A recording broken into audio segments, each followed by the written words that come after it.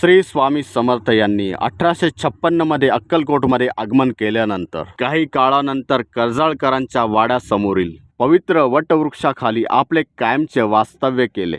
श्री स्वामी समर्थांनी जवळपास 22 वर्ष म्हणजे 1856 ते 1878 या कालावधीत स्वामींनी याच वटवृक्षाच्या सन्निधानात राहून असंख्य भक्तांवरती कृपा केली। त्या काळातही हा वटवृक्ष विशाल आणि दाट होता। आज हा वटवृक्ष ऐतिहासिक आणि धार्मिक दृष्ट्या खूप महत्त्वाचा मानला जातो। त्यामुळे हा वटवृक्ष केवळ एक झाड नसून स्वामींच्या दिव्य उपस्थितीचे प्रतीक मानला जातो। वटवृक्ष म्हणजे वडाचे झाड। हिंदू धर्मामध्ये वटवृक्षाला अमरत्व, ज्ञान आणि संरक्षणाचे प्रतीक मानले जाते। या वटवृक्षामध्ये ब्रह्मा, विष्णू आणि महेश या त्रिमूर्तीचा वास असल्याची लोकांची श्रद्धा आहे। म्हणूनच वडाच्या झाडाला विशेष धार्मिक महत्त्व प्राप्त आहे। अक्कलकोटचा वटवृक्ष स्वामींच्या असंख्य लीलाचा साक्षीदार आहे। या वटवृक्षाखाली बसून श्री स्वामी समर्थांनी असंख्य भक्तांचे दुःख आणि दारिद्र्याचे निवारण केले।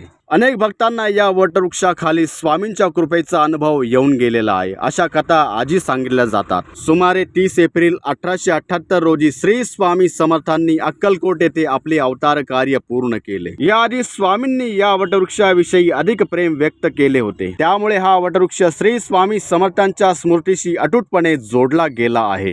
आज या वटवृक्षाजवळ स्वामींचे भव्य आणि दिव्य मंदिर उभारलेले गेलेले असून दररोज लाखो भक्त स्वामींच्या दर्शनाला येतात। भक्तांचा असा विश्वास आहे की या वटवृक्षाच्या परिसरात बसून श्री स्वामी समर्थांचे नामस्मरण, जप आणि प्रार्थना केल्यास तर मनाला शांती मिळते। त्यामुळे स्वामींची कृपा लाभते। अक्कलकोटचा वटवृक्ष हा केवळ ऐतिहासिक नव्हे तर आध्यात्मिक ऊर्जा, श्रद्धा आणि भक्तीचे एक जागृत केंद्र मानले जाते। मित्रांनो, श्री स्वामी समर्थांनी वटवृक्षाखाली बसून अनेक वर्ष असंख्य भक्तांचे कल्याण केले। ही कथा तुम्हाला कशी वाटली मला कमेंट करून नक्की कळवा। त्यातपूर्वी मित्रांनो, नमस्कार, माझं नाव आहे किरण सूर्यवंशी।